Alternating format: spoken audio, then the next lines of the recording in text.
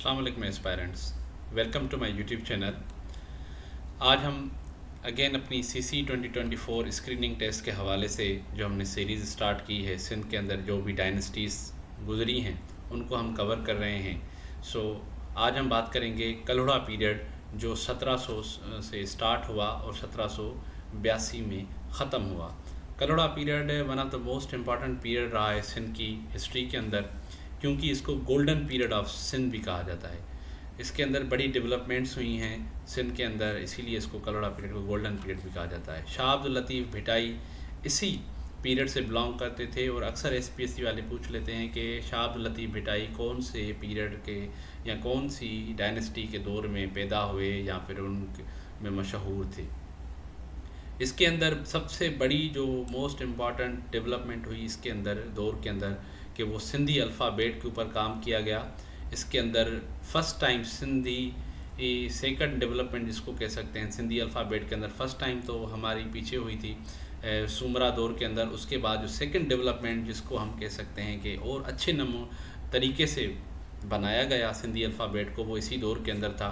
اور کس نے اس کے اوپر کام کیا؟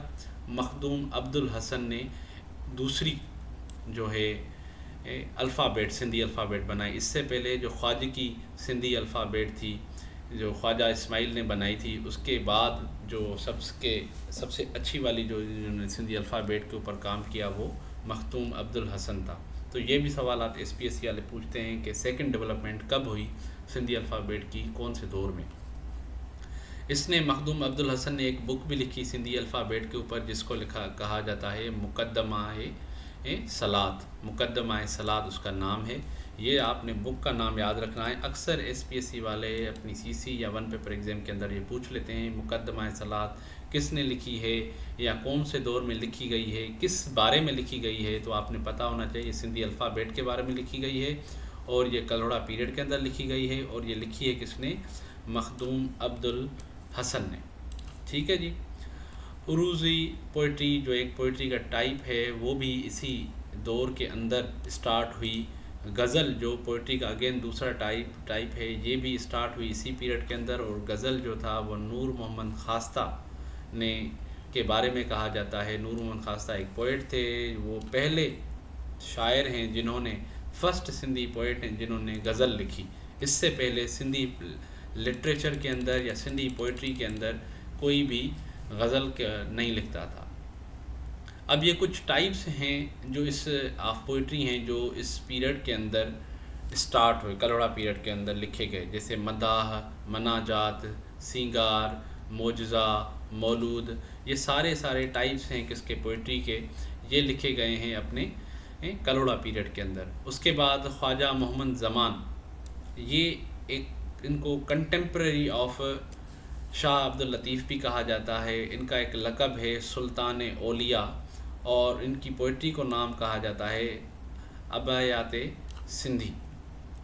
ٹھیک ہے، تو یہ آپ نے یاد رکھنا ہے کہ یہ اکثر SPSC والے پوچھ لیتے ہیں کہ Sultan Auliya is the title of which poet, یا which poet is called contemporary of Shah Latif. تو یہ اس طریقے سے سوالات پوچھ لیتے ہیں۔ یہ بک کا نام اس کا کم پوچھتے ہیں، مگر یہ دو سوال اکثر یہ ریپیٹ کر لیتے ہیں۔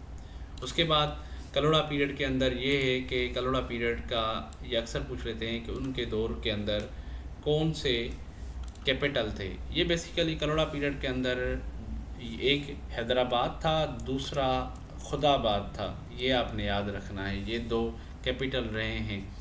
ٹھیک ہے جی۔ یہ ایک لیجسلیٹو تھا، اور یہ ان کا جو مختلف جیسے آپ کے فرسٹ جو کلہڑا کے جو ہے رولر تھے ان کی مزار بھی یہیں پر ہی ہے۔ ٹھیک ہے جی۔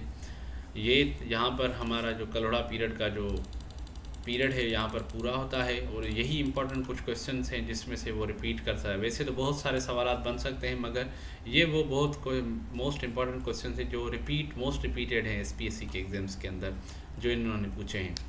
جی تھینک یو ویری مچ۔ اگر آپ کو میری ویڈیو اچھی لگی ہو تو کائنڈلی لائک اور سبسکرائب کریں، اور اپنے دوستوں کے ساتھ شیئر کریں جن کا بھی یہ ایگزام ہونے والا ہے اسی منتھ۔ Thank you.